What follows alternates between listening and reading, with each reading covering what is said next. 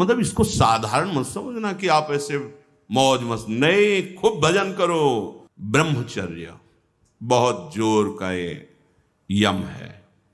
ब्रह्मचर्य के बिना जीवन मृत है, मृत जीवन। ब्रह्मचर्य अमृत है।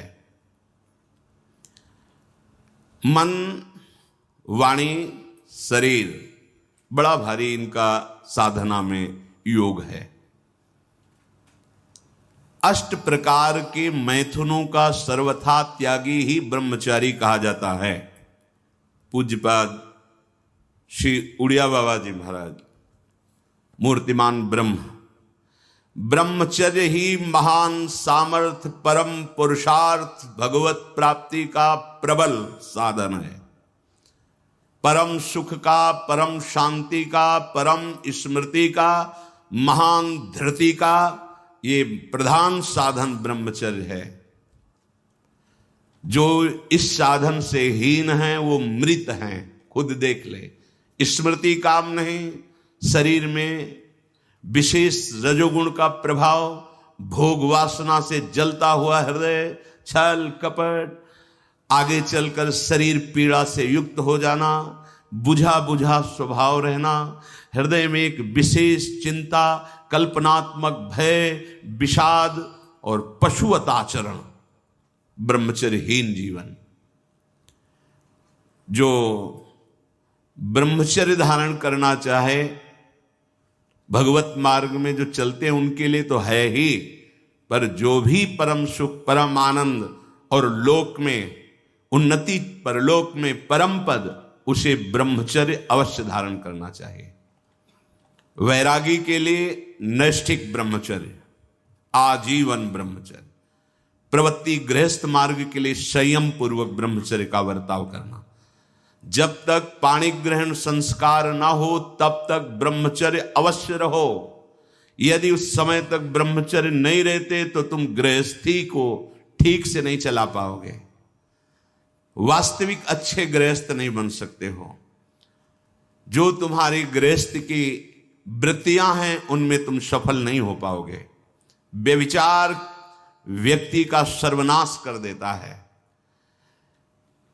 20 वर्ष या 22 वर्ष की अवस्था तक तो सबको, जो भी बच्चे हैं उनको शिक्षा देनी चाहिए, ब्रह्मचर्य का ही पालन करें। बहुत सुंदर खेती गेहूं की लहलहाती हुई है और देहाती भाषा में उसे गलेत कहते हैं। गलेत मतलब बाली निकलने को है।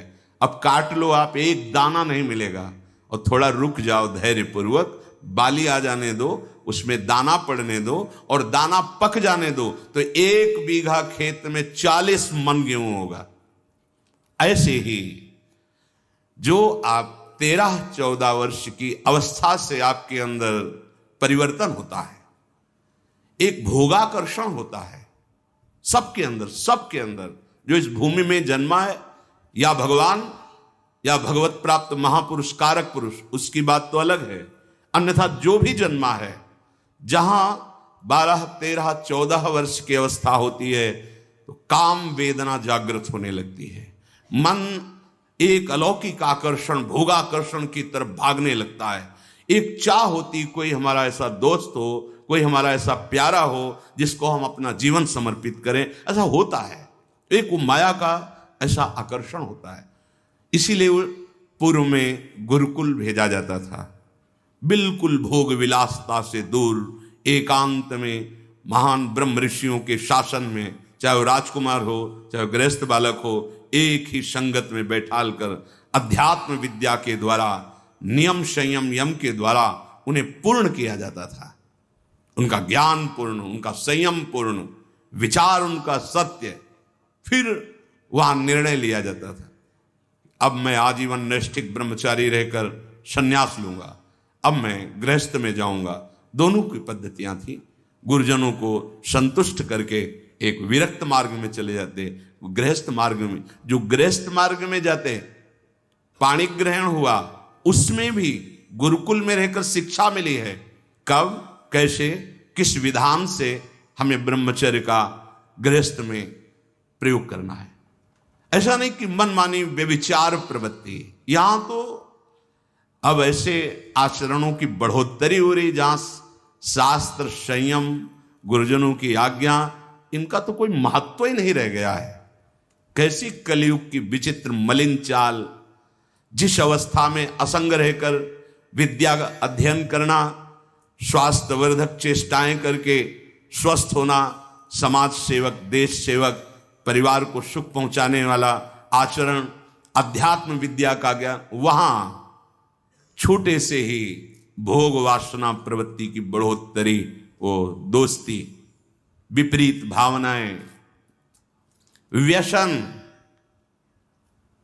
समलो भाई, सबसे हाथ जोड़ के कह रहा हूं, बहुत कीमती आपका जीवन है। जिस जीवन को छोटे छोटे बच्चे गांजा, भांग, अफीम, ड्रग्स, चरस, ये क्या हो रहा है?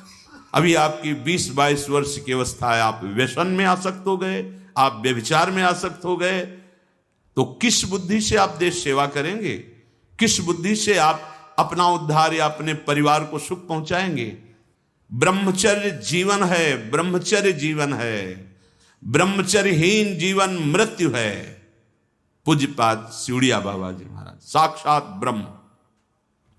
जिसको ब्रह्मचर्य धारण करना है, ध्यान देकर सुनिए। सबसे पहला कार्य उसकी दिनचर्या में, चाहे बच्चा हो, चाहे जवान हो, या जो कोई भी हो, सूर्य उदय के पहले रात्रि के चौथे प्रहर में ही जाग जाना चाहिए। अपने तो अर्धरात्रि के बाद ही जाग जाते हैं। चौथे प्रहर में प्रातः 4 बजे बिल्कुल जग जाना चाहिए। और जो 8-10 बजे तक सोता है, वो कोई भी हो, ब्रह्मचारी रह ही नहीं सकता, ब्रह्मचर्य रह ही नहीं सकता। वो स्वप्न दोष का शिकार होगा, वो नाना प्रकार की कुचेष्टाओं का शिकार होगा, पक्का। क्योंकि बुद्धि को सत्य प्रकाश की तरफ प्रेरित करने वाले भगवान भुवन भास्कर हैं। वो पधार रहे हो, आप सो रहे हो सैया पे, आपकी आयु, श्री, कीर्ति, बल सब नष्ट होगा। देखो ना, जो 10-10 बजे तक सोते हैं, देखो ना, उनसे बात करके देखो, एकदम ऐसा लगता है बुझा हुआ जीवन, कोई भागवतिक तेज उत्साह न वाणी में, न नेत्रों में, न तन में। क्या जीवन, मृत जीवन। सबसे पहला नियम लीजिए, जहां भी आपको शब्द सुनाई दे, आपका जीवन ब्रह्मचर्य ही अमृत है और आपका जीवन ब्रह्मचर्यहीन ही मृत्यु है। ब्रह्मचर्य रहने के लिए आपको अपनी दिनचर्या सुधारनी होगी। प्रातः 4 बजे आपको उठना ही होगा, तभी आप ब्रह्मचर्य रह सकते हैं। अगर आप नहीं उठते तो आप देख लेना, इसका आध्यात्मिक प्रभाव पड़ता है। आप देखिएगा 3 बजे से लेकर के सूर्य उदय के तक अगर आप सोते हैं तो आपका स्वप्न दोष बढ़ेगा, आपका संयम बिगड़ेगा। अगर आप कोई ऐसी कुचेष्टाएं नहीं किए हैं तो स्वप्न दोष की संभावना ही नहीं होती। आप बाल्यावस्था से कुचेष्टाएं करते हैं, संयम विरुद्ध रहते हैं, तो आप ना चाहते हुए फिर सामर्थ्यहीन हो जाते हैं, ब्रह्मचर्यहीन हो जाते हैं। बहुत ध्यान दें, ये अध्यात्म में जैसे पूरा मकान बनने के लिए नींव मजबूत होना जरूरी है, चाहे जयखंड का बना लो आप, अगर नींव मजबूत है, नींव मजबूत नहीं तो फिर मकान ढह जाएगा। ऐसे ही ब्रह्मचर्य हर मार्ग की नींव है। चाहे जिस मार्ग में चलना चाहो, चाहे जिस संप्रदाय में चलना चाहो, चाहे लौकिक मार्ग हो या पारलौकिक, आपका ब्रह्मचर्य नींव है जीवन की। इसको मनोरंजन मत समझो। कैसी तुम्हारी दुर्बुद्धि, अपने हाथ से तुम अपना नाश करते हो। कैसी कैसी दुर्बुद्धि जागृत हो गई, सावधान। पूज्यपाद बाबा कह रहे हैं, जब प्रातः काल उठो, कोई भी हो, अगर थोड़ी भी आस्तिकता है तभी तो ब्रह्मचर्य की भावना आप धारण करोगे। तो उठकर पहला कार्य प्रभु का स्मरण।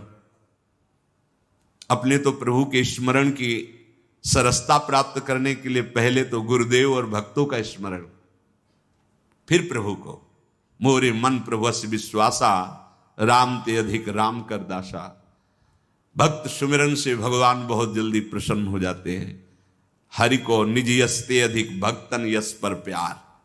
सबसे पहले महान भक्तों का स्मरण, उनसे हमें सामर्थ्य प्राप्त होती। जब उनका स्मरण करते हैं तो उनकी भजन शक्ति, उनकी कृपा शक्ति हमको बल देती है। हमारी दिनचर्या परम पवित्र और शास्त्र सम्मत होती है।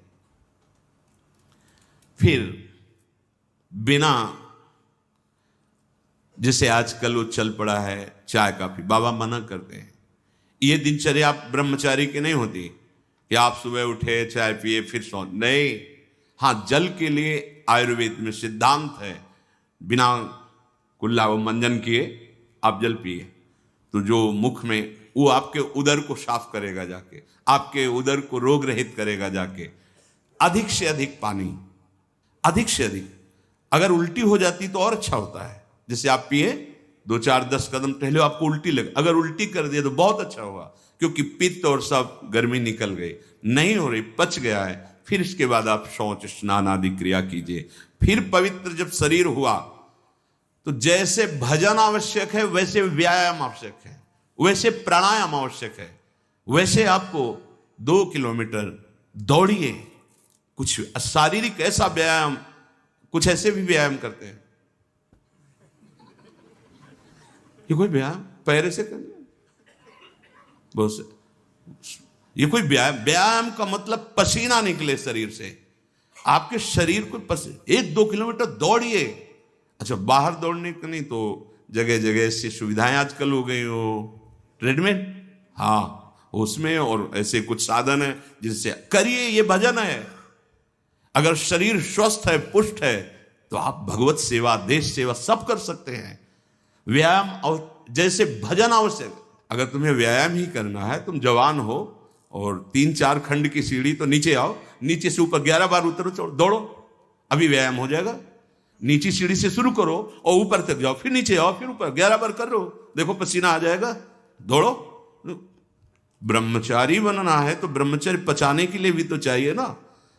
अब आधा घंटा पद्मासन, 30 मिनट कोई बहुत नहीं होता। बैठ करके आप प्राणायाम, अनुलोम विलोम, जो भी, जो आजकल शिक्षाएं भी दी जाती है इसकी, आप उसको कीजिए।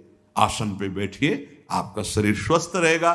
फिर अगर आप विद्यार्थी हैं तो जैसे हम शास्त्र स्वाध्याय करते हैं उसी भावना से आप आप देखो, अगर स्मृति आपकी प्रवीण ना हो तो बताना, और आहार आपका सात्विक हो। छोटे छोटे बच्चे, चाय काफी, ये अवस्था है बच्चों की, चाय काफी के। अब 50-60 की अवस्था हो गई, शरीर बहुत, वो ठीक है। ऑफिस में बहुत काम पड़ रहा है, वो थोड़ा ठीक है।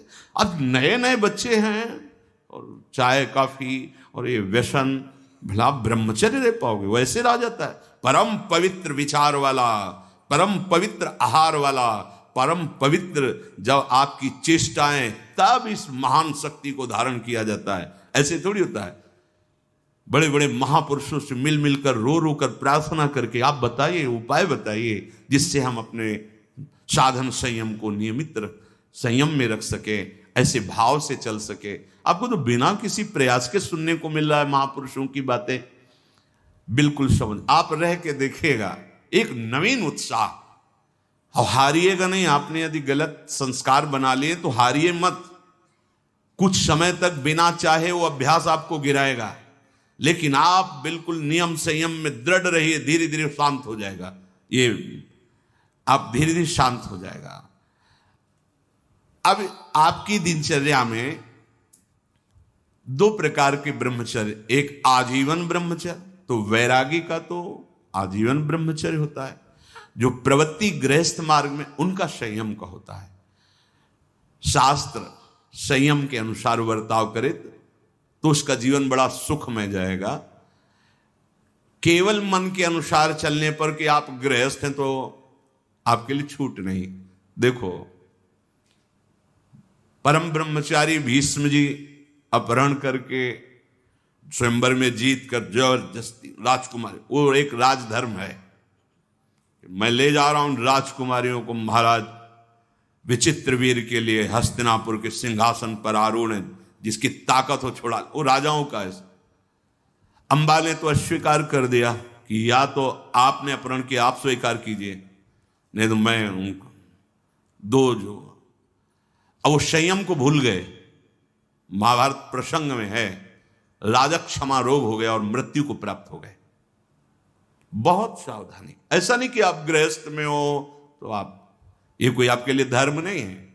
धर्म संतानोत्पत्ति, भगवान की सृष्टि पूजा के लिए, वो भी संयम भगवत भाव में स्थित रहते हुए। ये मनुष्य जीवन ऐसे बर्बाद करने के लिए नहीं मिला है मनमानी आचरण। यदि सत्संग नहीं सुनते, शास्त्र स्वाध्याय नहीं है, आस्तिकता नहीं है, तो चाहे स्त्री शरीर हो चाहे पुरुष शरीर हो, पशुता रहती है। क्या जीवन है?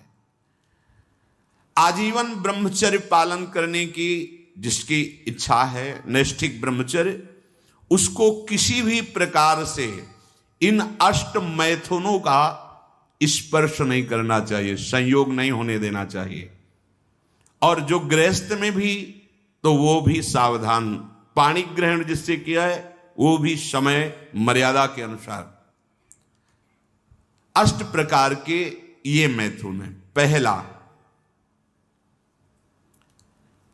जब हम कोई गंदी बातें सुनते हैं, गंदी बातें देखते हैं, तब हमारे अंदर गंदी बातों का चिंतन होता है, फिर संकल्प बनता है। पहला, जो हम देखते हैं उस पे सुधार करो, जो हम सुनते हैं उस पर देखो। कोई ऐसी बात तो नहीं सुन रहे जो हमारे अंदर काम जागृत कर दे, कोई ऐसा दृश्य तो नहीं देख रहे जो हमारे अंदर काम जागृत कर दे, कहीं हम ऐसी कोई बातें तो नहीं